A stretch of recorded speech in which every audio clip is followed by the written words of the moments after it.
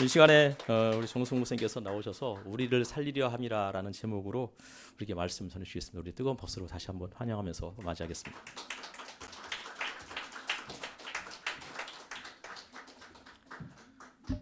감사합니다. 반갑습니다, 여러분. 제가 그렇게 불법을 자행했다는 거를 잊고 있었는데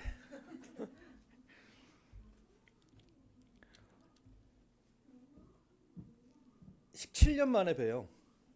그러니까 2008년에 그때 와서 그 교회에서 설교도 하고 그때도 이제 교제를 나누고 영국으로 돌아갔다가 가끔 한국에 나왔는데 어떻게 기회가 안 돼가지고 가끔 이제 카톡으로 이제 연말 연시 때 그때 이제 가끔 카톡으로 안부나 전하고 이따가 너무 그리워서 제가 연락을 드리고 올해 제가 안식년으로 영국교회 제가 사역하는 영국 감리교회는 7년에 한 번씩 안식년으로 3개월 동안 그 안식년을 줍니다. 그 안식년을 이번에 두 번째인데 7년 전에 안식년을 처음 할 때 안식년 준비를 하면서 강조한 것이 있어요. 처음 강조한 것이 안식년은 휴가가 아니다. 그걸 굉장히 강조했어요. 그래서 목적을 가지고 그래서 플랜을 다 짜가지고 이렇게 시간을 보낼 거라고 다 보고를 합니다. 그리고 돌아가서는 이제 내가 이렇게 진짜로 이렇게 했다라고 또 보고를 해야 돼요. 그래서 덕분에 지금 12월 초에 제가 한국에 들어왔는데 매주 이렇게 돌아다니면서 첫 주는 부산에 갔다 지난주엔 논산에 갔다가 지금 대전으로 이렇게 다니면서 말씀을 나누고 있습니다. 영국 교회에 대해서 좀 아세요? 모르시죠? 예. 한국에 가끔 제가 한국 유튜브 이렇게 나오는 것들을 보다 보면 거의 영국은 망해가는 나라로 얘기를 하더라고요. 그리고 교회도 뭐 영국 교회는 다 죽은 것처럼 얘기를 하는 거를 종종 듣습니다. 또 이제 실제로 영국에서도 그런 책이 나왔어요. 한 10년 전에 영국 교회는 죽었다. 죽을 거다가 아니고 이미 죽었다. 라는 책이 나왔었습니다. 근데 죽으면 끝인가요? 죽으면 새로운 소망이 있습니다. 왜냐하면 우리에게 부활이 있으니까. 10년 전에 그 책을 나왔는데 제가 읽지는 못했어요. 제목만 보고. 그랬는데 제가 요즘 이제 공부를 하면서 이렇게 이런 서베이들을 찾아볼 기회가 있었는데 여름쯤에 제가 찾아봤던 서베이에 놀라운 소식을 제가 접하고 많은 생각들을 하게 됐습니다.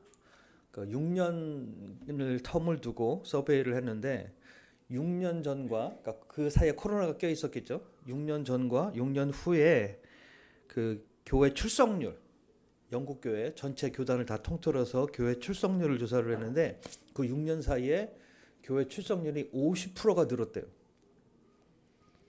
그러니까 50%더 되는 사람들이 교회에 새로 나오기 시작하는 거예요. 그 중에 특히 젊은 층 18세에서 24세 되는 연령층을 조사를 했는데 그 6년 전에 조사했을 때는 그 연령층이 한 4%에서 5% 정도가 나는 교회에 출석한다라고 얘기를 했는데 6년 후에 조사했을 때 24%가 그 연령층에 24% 되는 사람들이 내가 교회에 출석하고 있다라고 대답을 했다고 합니다. 그러니까 놀라운 일들이 지금 영국 교회에 일어나고 있어요. 이 이야기를 저희 교회에서 영국에 있는 제가 사역하는 교회에서도 얘기를 했었는데 그분들이 이제 그 얘기를 듣고 동일하게 하는 질문들이 있었어요. 그럼 걔들 다 어디 갔냐고. 우리 교회는 없는데. 지금 영국 교회 특히 이제 저는 이제 감리교 메소디스트에서 사역을 하고 있는데 지금 활발하게 고민하고 이야기하고 있는 것이 변화에 대한 이야기입니다. 변화에 대한 요구와 변화에 대한 필요성들은 그 이전부터 계속해서 얘기하고 있었어요. 제가 처음 영국교회 들어갔을 때 한 15년 전인데 그때부터 그 이전부터도 계속 그런 얘기를 하고 있었습니다. 우리가 변화되어야 된다. 새로운 변화를 가져야 된다는 얘기를 하고 있었는데 실질적으로 일어나지는 않았어요. 말만 하고. 그랬는데 지금 이제 코로나 이후로는 변화가 선택이 아니라 생존의 문제가 됐습니다. 변화하지 않으면 살아남을 수가 없는 거예요. 그래서 이제 변화에 대한 이야기들을 아주 절실하게 이야기하고 방안을 모색하고 있습니다. 변화에 대해서, 교회에서 변화에 대해서 얘기하다 보면 자연스럽게 나오는 이야기가 뭐냐면 비전에 대한 얘기예요. 어떤 비전을 가질 거냐. 그러니까 미래에 대한 것을 얘기를 해야 되잖아요. 앞으로, 그러니까 변화는 이제 앞으로를 위한 준비잖아요. 그래서 이제 그럼 우리가 어떤 비전을 가져야 되냐를 얘기를 합니다. 그런데 그 얘기를 하면서 제가 같이 이제 한참 동안 토론을 하다가 문득 느낀 것이 있어요. 새로운 미래에 대해서 얘기를 하잖아요. 그런데 얘기를 하다 보면 자꾸 어디로 가냐면 과거로 가요. 앞으로 가는 게 아니라 뒤로 갑니다. 왜 그러냐면 영국교회, 특히 영국교회는 그 찬란했던 과거가 있잖아요. 저희 교회도 지금 출석이 한 6, 70명 정도 되는데, 코로나 이후에 이제 많이 줄어서 한 6, 70명 정도 되는데, 교회 얘기를 하다 보면 옛날 한 2, 30년 전에 활발하게 교회가 활발하게 이렇게 움직임이 있었던, 역동적이었던 그 시대를 얘기를 합니다. 그때는 무슨 뭐 드라마 그룹도 있었고 주일학교도 뭐 굉장히 활발했고 교육 프로그램도 있었고 막 이런 얘기들을 해요. 그래서 비전에 대해서 얘기를 하면 자꾸 무슨 생각을 하냐면 그때로 돌아가고 싶어 하는 거예요. 그때의 영광스러운 날을 되찾고 싶어 합니다. 근데 문제는 뭐냐면 그거는 과거예요. 이제 미래에 대해서 얘기를 해야 되는데 자꾸 과거로 가는 거예요. 그게 왜 그러냐면 우리 안에 경험했던 것 외에는 우리가 생각을 하기가 쉽지 않은 거예요. 그럼 새로운 미래에 대해서 얘기를 해야 되는데 새로운 미래를 우리가 알 수 있어요, 없어요? 없다고요. 이게 문제예요. 미래를 그려야 되는데 미래를 그릴 능력이 우리에게는 없어요. 그러니까 자꾸 무엇을 생각하냐면 과거를 생각하게 됩니다. 그럼 미래는 어떻게 그려야 될까요? 미래는 누구에게 있어요? 하나님께 있죠. 하나님이 만들어 가시는 것, 하나님이 이끌어 가시는 것이 미래예요. 그래서 지금 교회 안에서 어떤 운동이 일어나고 있냐면 다시 본질로 돌아가자라는 운동이 일어나고 있습니다. 누구에게 초점을 맞추냐면 하나님께 초점을 맞추는 거예요. 우리의 계획이나 우리의 생각이나 우리의 방향이 아니라 하나님의 방향이 무엇인지, 하나님이 우리에게 제시해 주시는 것, 하나님이 우리에게 가르치시는 것이 무엇인지를 찾고자 하는 그런 무브먼트가 일어나고 있어요. 그래서 어떻게 하면 우리가 다시 한번 하나님께 초점을 맞추고 하나님의 음성을 듣고 하나님의 뜻을 따라갈 것이냐, 이것을 위해서 다시 새롭게 노력하는 그 마음들, 그리고 그런 열정들이 살아나고 있습니다. 그러려면 누구를 알아야 돼요? 하나님을 알아야 되겠죠. 그렇죠? 그렇다면 여러분, 성경에서 하나님에 대해서 무엇라고 말하고 있을까요? 하나님을 가장 잘 설명하는 말이 뭘까요? 그렇죠? 요한일서에 보면 하나님은 사랑이시라 그랬어요. 하나님은 사랑이시라. 다른 말로 하면 사랑이 하나님이라는 소리잖아요. 그리고 오늘 읽은 본문 말씀에 보면 그 하나님이 그 사랑의 표현을 누구를 통해서 하셨냐면 예수님을 통해서 하셨다고. 우리가 아직 죄인 되었을 때 우리를 위하여 자기 독생자 아들을 주셨다 그랬어요. 그럼 그 하나님의 사랑의 표현, 그 사랑의 표현으로 예수님께서 오셨고 이 땅에 사역하셨고 죽으셨고 부활하시고 우리에게 새 생명을 주기를 원하셨습니다. 그러면 하나님의 그 사랑이 궁극적으로 우리에게 하시고자 하셨던 것이 뭘까요? 하나님이 그렇게 우리를 사랑하셔서 궁극적으로 우리 가운데 예수님을 통해서 이루고자 하셨던 것, 서로 사랑하는 거예요. 그 이전에 예수님이 그걸 계명으로 주셨잖아요. 그 첫 번째 계명이 뭐예요? 주 너의 하나님을 사랑하라였다고요.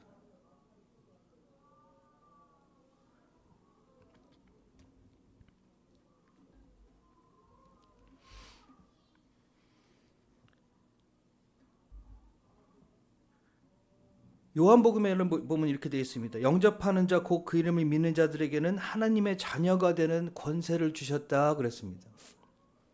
다시 말해서 예수님으로 말미암아 우리와 하나님과의 관계가 회복되는 거예요. 그 관계가 무엇을 통해서 회복됐냐면 예수님의 십자가와 부활을 통해서 회복이 됐습니다. 근데 그 회복이 뭐예요? 다시 관계 맺게 됐다고요. 그죠?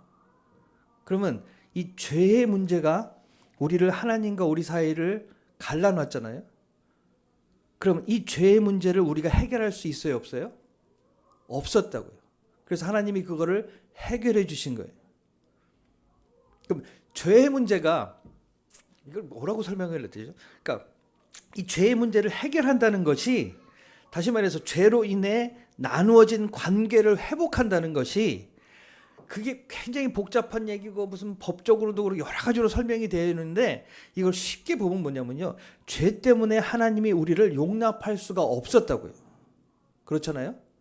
그거예요. 그런데 그 용납할 수 없는 것을 하나님이 용납해 주셨다고요.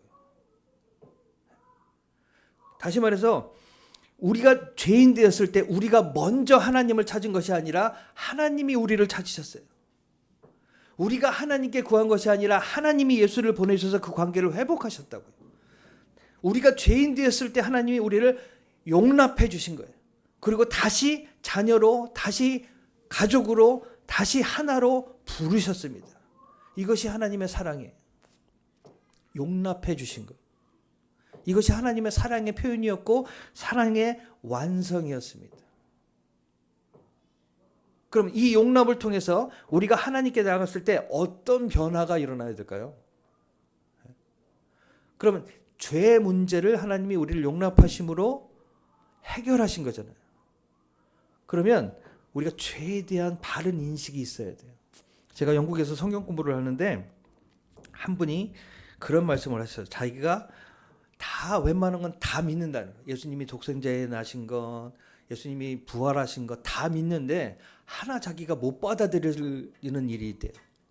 성경에서 얘기하는 것 중에 자기가 신앙생활하면서 배운 것 중에 도저히 자기는 그게 이해가 안 되고 받아들일 수가 없대요. 그게 뭐냐면 원죄예요. 원죄에 대해서는 자기가 받아들일 수가 없다는 거예요. 이해가 안 된대. 쉽게 말해서 이제 갓 태어난 아기도 죄가 있다는 거잖아요. 그죠? 이제 막 태어난 아기도 죄인이라는 거예요. 그걸 어떻게 받아들이냐는 거예요. 걔가 뭔 죄가 있냐고. 무슨 죄를 졌길래 걔도 죄인이라고 얘기를 할 수 있냐. 이걸 얘기를 하더라고요. 그럼 어떻게 모든, 더 나은 것은 갓난 아기까지 죄인이라고 얘기할 수 있을까요? 그 성경에서 이야기하는 죄와 우리가 생각하는 죄가 다르기 때문에 그래요. 성경에서 얘기하는 죄는 어둠이라고 얘기를 하거든요. 그리고 하나님은 빛이시라고 얘기합니다. 그럼 어둠은 무엇이 어둠이에요? 제가 이제 그 신학교 때 철학 공부를 조금 했었는데 철학에서 그거를 다루는데 굉장히 재미있는 얘기를 하더라고요. 어둠은 존재하지 않는 거예요. 어둠은 존재하는 것이 아니라, 존재하는 것이 아니라 어두움은 빛이 없는 상태가 어둠이라고요. 따로 존재하는 것이 아니라. 다시 말해서 어둠이라는 것은 빛이 없는 상태가 어둠이잖아요. 그죠? 그럼 하나님의 빛이시고 죄는 어둠이라고요. 그러면 죄는 다시 말해서 뭐예요? 하나님이 없는 상태예요. 하나님이 없는 상태가 죄라고요. 내가 뭘 잘못해서 잘못된 행동을 해서 그게 죄인이라고 그러는 것이 아니라 하나님이 없는 상태, 하나님 없이 사는 그 상태를 죄라고 얘기하는 거라고요. 그런데 이거를 또 창세기에서는 그 죄에 대해서 더 분명히 밝히고 있는데, 여러분 죄의 근원, 죄의 시작이 어디서부터 시작이 됐죠? 선악과를 먹으면서부터 죄가 시작이 됐잖아요. 그런데 선악과라는 것이 우리가 뭐 사과나 이런 그런 무슨 특별한 과일을 얘기를 하는 것이 아니라 성경에서 뭐라고 얘기하냐면 선악을 알게 하는 나무의 과실이다 그랬어요. 선악을 알게 하는 나무라고. 다시 말해서 그 과실을 먹으면 선악을 알게 되는 거예요. 그러면 다른 말로 다시 얘기하면 이 선악과를 먹기 전에는 선악을 알아요, 몰라요? 모른다는 얘기가 돼야 되잖아요. 근데 몰라요? 선악과를 먹기 전에 선악이 있어요, 없어요? 있잖아요. 너무 분명하게 있어요. 지금보다도 너무 뚜렷하게 있습니다. 모든 것은 선해요. 왜냐하면 하나님이 모든 것을 허락하셨고 우리에게 모든 것을 맡기셨습니다. 모든 것이 선해요. 단 하나 뭐만 안 돼요? 선악과를 먹는 거. 요것만 안 되는 거예요. 그걸 먹으면 정령 죽으리라 했어요. 그것이 악이라고요. 하나님의 기준 안에서는 선과 악이 너무 분명한 거예요. 모호한 것이 없습니다. 뚜렷했어요. 그런데 사람이 선을 택한 것이 아니라 뭘 택했어요? 악을 택했다고요. 그런데 문제는 뭐냐면 이걸 먹음으로써 해서 뭘 안다고요? 선악을 알게 된다 그랬잖아요. 그럼 그 다음에 알게 되는 선악은 뭐예요? 그 다음 새롭게 알게 된 선악. 그 이전에 알던 그 선악 말고 새롭게 알게 된 선악은 뭐예요? 자, 그 이전에 알게 된 선악, 다시 말해서 선악과 외에는 모든 것이 선하고 선악이 분명했던 그 선악은 누가 세우신 선악, 그 기준, 누구의 기준이에요? 하나님의 기준이라고요. 하나님이 모든 세상을 지으시고 사람을 에덴 동산에 두시고 모든 것을 관리하게 하시고 생육하고 번성하여라, 땅에 충만하라, 땅을 정복하라, 땅을 다스리라, 이렇게 명령을 주시고 하나님의 대행의 일을 이 땅에서 사람에게 맡기셨어요. 그리고 이거는 하지 말라라고 따로 두셨다고요. 그래서 그 모든 것을 행하는 게 이제 누구의 기준 가운데 사는 거예요? 하나님의 기준 가운데, 하나님이 지으셨으니까 하나님의 기준 가운데, 하나님의 뜻 가운데 사는 삶이 됐다고요. 그런데 사람이 그걸 거부하고 자기가 원하는 대로 선악과를 먹었어요. 그 다음부터는 이 얘기는 곧 뭐냐면 하나님의 기준을 받아들이겠다는 거예요? 안 받아들이겠다는 거예요? 안 받아들이겠다는 거예요. 그리고 누구 기준대로 살겠다? 나는 내 기준대로 살겠다는 거예요. 그 다음에 선악과를 먹음으로써 해서 알게 되는 선악은 누구의 선악이냐면, 누구 기준의 선악이냐면 내 기준의 선악이 되는 거예요. 다시 말해서 선악의 기준이 바뀌는 겁니다. 하나님의 기준에서 이제 내 기준대로 살겠다는 거예요. 선악의 기준이 누가 되냐면 내가 되는 거예요. 나한테 이로우면, 내가 하고 싶은 걸 할 수 있으면 그게 선이고, 내가 할 수 있는 걸 하고 싶은 걸 못하면 그게 악인 거예요. 모든 기준이 내가 되는 겁니다. 이걸 보고 성경에서 뭐라 하면 죄악된 상태라고 얘기를 하는 거예요. 이 기준대로 사는 사람을 보고 죄인이라고 얘기를 하는 거라고요. 그러니까 이 땅에서도, 지금 우리가 사는 세상에서는 이 선과 악을 누가 판단해줘요? 재판장이 판단해 주잖아요. 그죠? 그러면은 이게 선이냐 악이냐 이런 거에 대한 논쟁이 붙으면 그걸 어디로 가져가요? 법원으로 가져가요. 그래서 판단을 받습니다. 그런데 여러분, 선악이 명확하게 분명하다면 이렇게 재판받을 이유가 있어요, 없어요? 상황을 놓고 보면 분명하게 나와야 되잖아요. 근데 안 나온다고요. 그러니까 재판장에 가서 누가 잘했냐, 나는 이렇게 했는데 왜 그렇게 됐냐, 이걸 따져가지고 결과적으로 이게 잘됐다, 잘못됐다를 재판장이 가려준다고요. 다시 말해서 이렇게 분쟁을 가지고 나온 사람이 둘 다 자기가 잘했다는 거예요. 그러니까 결론이 안 나니까 가서 재판을 받는 겁니다. 다른 말로 뭐예요? 각자 자기 입장에선 자기가 옳은 거예요. 우리가 모두 다 그런 기준 안에서 살고 있는 거예요. 각자 자기 생각에, 자기 기준에 옳은 대로 살고 있는 겁니다. 때로는 근데 그 기준이 다른 사람의 기준과 부딪힐 때 문제가 되는 거잖아요. 이게 우리가 사는 세상인 거예요. 지금 미국에서 하는 일이나 자기들은 그게 맞다고 해서 하는 거잖아요. 그런데 그게 많은 사람들에게 피해를 주고 있잖아요. 이런 일들이 비일비재 우리 가족 안에서도 일어나고 있다고요. 내가 원하는 대로, 내가 하고 싶은 대로 살겠다는 게 사람들의 모습이라고요. 그리고 성경은 그것을 죄악된 모습이다라고 얘기하고 있는 겁니다. 그렇게 내가 원하는 대로 살고 있는 그 사람들에게 예수님은 오셔서 그들을 그 모양 그대로 용납해 주시고 받아들이시고 다시 한번 그들을 깨우치셔서, 깨어나게 하셔서 이제 죄악된 모습이 무엇인지 알게 하시고 하나님의 기준 가운데 다시 들어오게 하시는 거예요. 하나님의 자녀로 삼으신다는 게 뭐예요? 하나님의 가족으로, 다시 말해서 하나님의 기준 안으로 다시 불러들이시는 거예요. 처음 하나님이 창조하시고 만드셨던 그 삶의 기준, 생명의 기준 가운데 우리를 다시 불러들이시는 거라고요. 그래서 예수님이 그 삶의 모습이 무엇인지, 어떻게 사는 것이 온전한 것인지 보여주시기 원하시고 그렇게 보여주셨어요. 그리고 여러분, 그렇게 내가 원하는 대로 삶을 사는 결과들이 이제 우리가 보고 있는 거잖아요. 기후변화, 이제 멸망에 대한 이야기들이 우리가 너무 많이 들어서 이제는 충격적인 얘기가 아니잖아요. 그리고 그게 점점 더 빨라진다고 합니다. 근데 이걸 어떻게 바꿔야 되겠느냐? 그걸 예수님이 알려주시는 거예요. 왜 그러냐면 하나님이 사람을 에덴 동산에 두시고 명령하셔서 생육하고 번성하라, 땅에 충만하라, 땅을 정복하라, 다스리라 그랬어요. 그래서 여러분, 정복하고 다스린다라고 하면은 이게 긍정적인 생각이 듭니까? 부정적인 생각이 듭니까? 정복하고 다스린다라는 말에 긍정적인 생각이 드세요? 정복하고 다스린다 그러면 부정적인 느낌이 더 많죠. 그죠? 긍정적인 느낌보다는. 그게 왜 그러냐면 인간의 방법대로 자기가 원하는 대로 정복하고 다스리게 되면 이게 뭐가 되냐면 압제가 된다고요.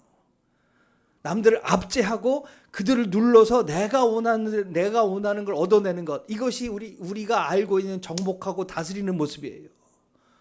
그게 왜 그렇게 되냐면 하나님이 그렇게 말씀하시고 이제 어떻게 다스리고 어떻게 정복하고 어떻게 다스려야 되는지를 배워야 되는데 그 배울 기회를 놓쳐버렸어요.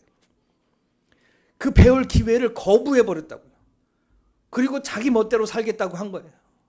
성경에도 보면 하나님이 그들과 동행하시고 동산에서 거니시면서 그들과 대화하셨다 그랬잖아요. 그죠? 선악과를 먹기 전에. 하나님은 그들과 끊임없이 교제하시면서 그들을 가르치시고 알리시길 원하셨어요. 그래서 예수님도 뭐라고 그러시냐면 수고하고 무거운 짐진 자들아 다 내게로 오라. 내게 와서 그냥 쉬라 그랬어요. 그죠? 내게 와서 내 멍에를 메고 내게 배우라 그랬어요. 왜냐하면 우리가 사는 방법을, 하나님 뜻 안에 사는 방법을 모른다고요. 그래서 그 삶이 버거워지고 힘들어지고 짐이 되는 거예요. 그런데 예수님 뭐라 그러냐면 내 짐은, 내 멍에는 쉽고 가벼움이라 그랬어요. 그런데 인간적으로 보면 예수님의 멍에가 쉽고 가벼워요? 십자가가 쉽고 가볍나요? 그 죽음이 쉽고 가벼워요? 아니잖아요. 인간적으로 생각하면 그게 쉽고 가벼운 게 절대 아닌데 예수님은 그게 쉽고 가볍다 그랬다고. 왜? 뭘 알면? 방법을 알면. 그 방법을 와서 배우라고 말씀하신 거예요. 그래서 우리는 그분께 배워야 돼요.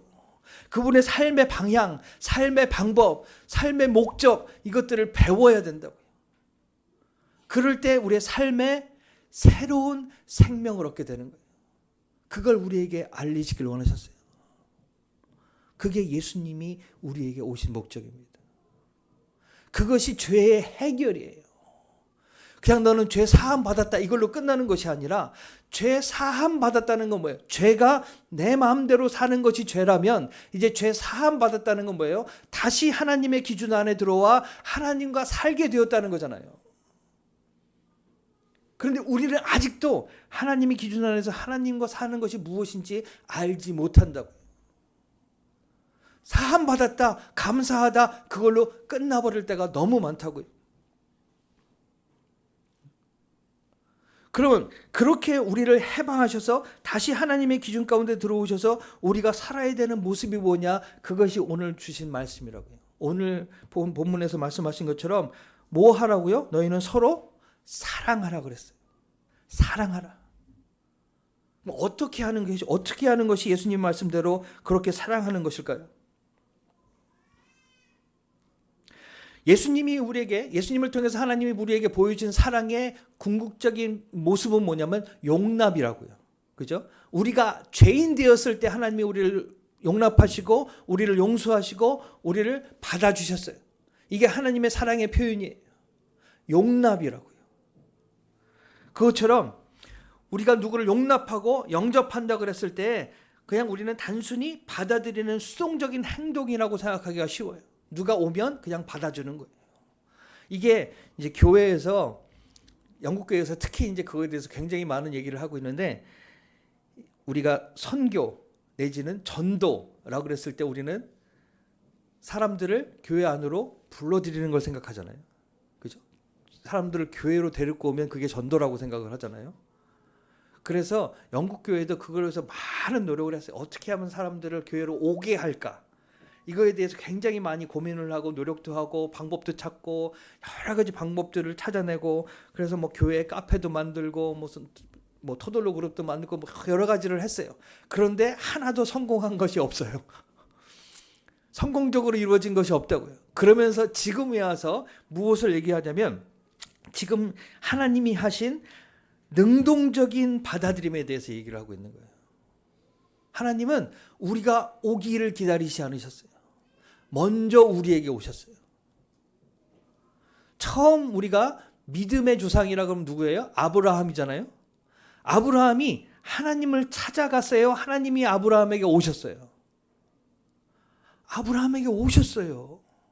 하나님이 아브라함에게 오시고 아브라함을 부르심으로 그 믿음이 시작됐지, 아브라함이 하나님을 찾은 것이 아니라고요. 오늘 본문에도 예수님이 우리를 위해 오셨지 우리가 예수님을 요구한 것이 아니라고요.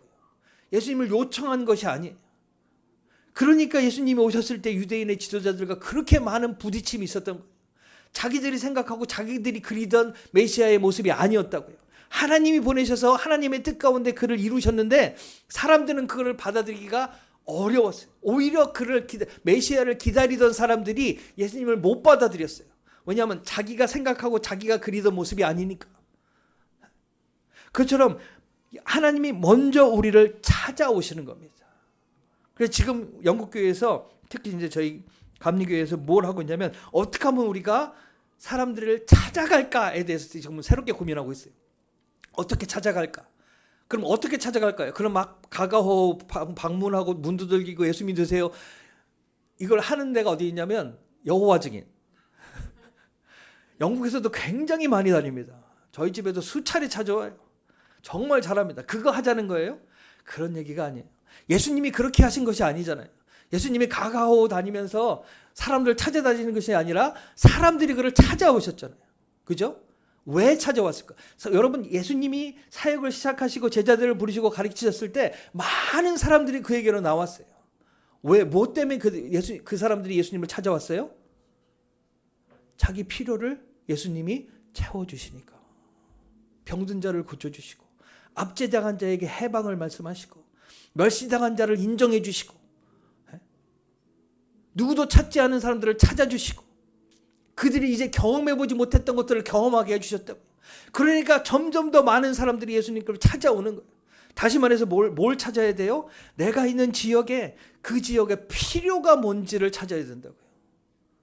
지금 영국교회에서, 저희 교회에서 지금 하고 있는 것이 그거예요. 우리 지역에 필요가 뭐냐, 부족한 부분이 무엇이고 채워줄 수 있는 부분이 무엇이냐, 우리가 할 수 있는 부분 중에 이들의 필요를 채워줄 수 있는 것이 무엇일까를 고민하고 찾는 거예요. 그리고 그거를 열어서 해결하고 그것을 필요를 공급해 주는 것, 그걸 하기 위해서 노력하고 있어요. 우리의 영접은, 다시 말해서 우리의 용납은 적극적인 겁니다. 오면 받아주는 게 아니라 적극적으로 나가서 우리가 그들을 받기를 원하고 그들과 하나 되기를 원한다는 것을 표현하는 거예요. 예수님은 누구와도 싸우지 않으셨어요.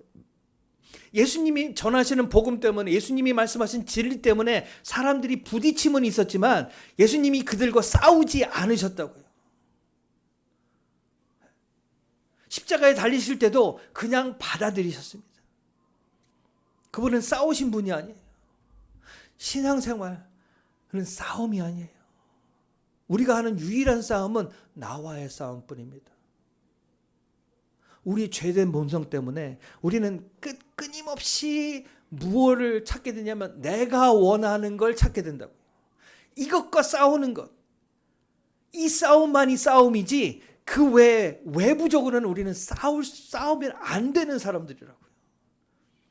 왜? 우린 예수님을 따라가는 사람들이잖아요. 예수님을 닮겠다고 하는 사람이잖아요.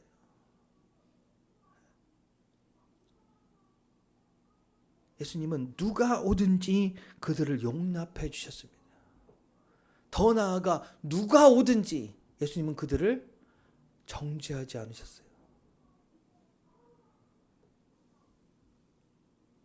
그 용납을 통해서 우리를 사랑하셨고 우리를 회복시키셨고 다시 한번 우리를 하나님의 자녀로 삼아주신 겁니다.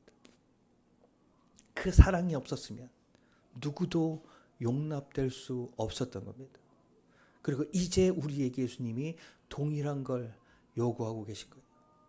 하나님의 자녀로서 하나님을 따르는 자로서 이제 너도 나가 그들을 용납하라고 말씀하시는 거예요. 그것이 그들 삶 속에 변화를 일으킵니다.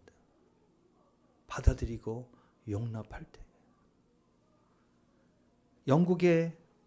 제가 영국에 사역하려면 중세 그리고 유럽의 기독교가 수많은 세월을 거치면서 많은 일들을 겪고 경험했습니다.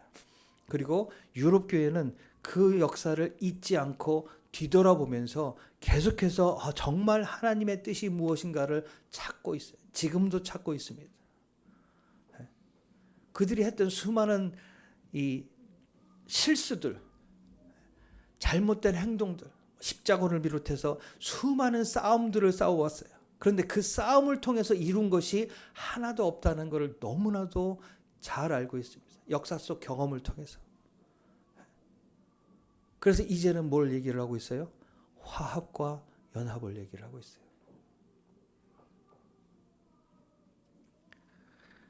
성경에서 말씀하신 하나님의 나라는 어떤 모습입니까? 이사야서 11장에 보면 이렇게 이야기하고 있습니다.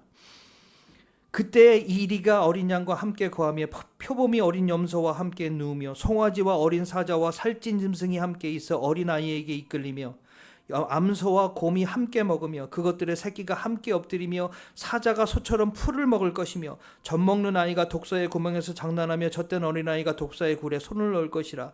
나의 거룩한 산 모든 곳에서 해됨도 없고 상함도 없을 것이니 이는 물이 바다를 덮은 같이 여호와를 아는 지식이 세상에 충만할 것임이니라. 이랬어요. 이게 하나님이 우리에게 보여주신 하나님 나라의 모습이라고요. 싸움도 없고 적도 없고 온전히 모두가 하나 되어 화평을 누리는 것. 이것이 하나님 나라의 모습입니다. 그리고 그 모습을 우리 가운데 먼저 이루라고 말씀하시는 거예요.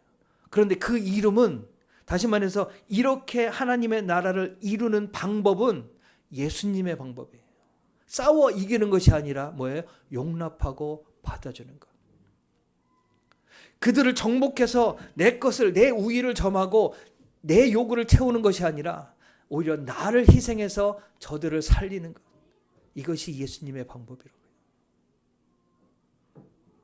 이제 그 질서 가운데 하나님의 새로운 질서 가운데 들어오라고 말씀하시는 겁니다. 그래서 정말 여러분 삶 속에 이 화평의 나라 하나님의 나라를 경험하시는 성도들이 되시기를 주님의 이름으로 축원합니다. 기도하시겠습니다. 주님.